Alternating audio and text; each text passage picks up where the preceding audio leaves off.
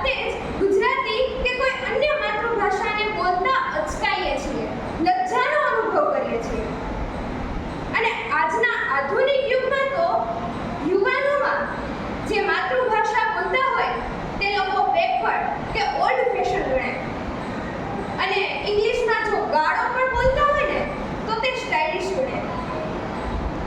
આવા સમયે ગુજરાતીને પ્રેમાળ વરસાદની જરૂર છે.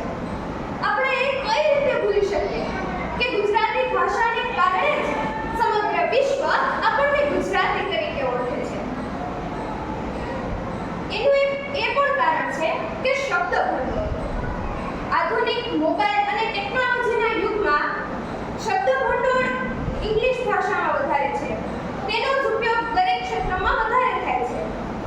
તમે જ કહો, કોર્ટની ભાષા કઈ, હાયર એજ્યુકેશનની ભાષા કઈ, વળી ડોક્ટર, એન્જિનિયર કે ડિપ્લોમા જેવી ઉચ્ચ ડિગ્રીઓ પ્રાપ્ત કરવા માટેની ભાષા કઈ, આંતરરાષ્ટ્રીય વ્યવહાર માટેની ભાષા કઈ? જવાબ છે અંગ્રેજી. તો શું પરભાષાથી વિખૂટા થવું એ આપણા માટે ફાયદાકારક છે ખરું? ના.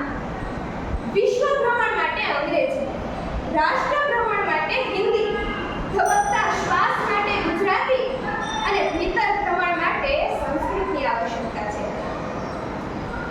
માતૃભાષા તો આંખ છે, પરભાષા ચશ્મા છે. જો આંખ જ નહીં હોય તો ચશ્મા શું કામના?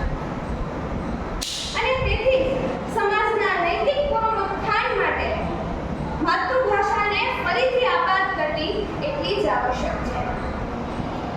અને હું તો એટલે સુધી કહું છું કે બાળક જ્યારે જન્મે ને ત્યારે માતૃભાષા તેના હૃદય સાથે જોડાયેલી હોય છે, તેના ધબકારા સાથે જોડાયેલી હોય છે.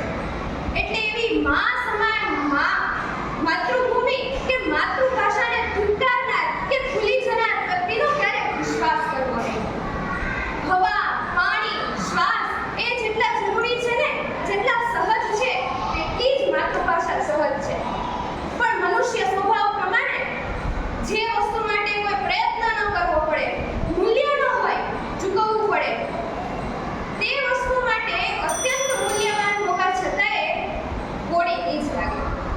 તો માતૃભાષાને પુનઃ જીવિત કરીએ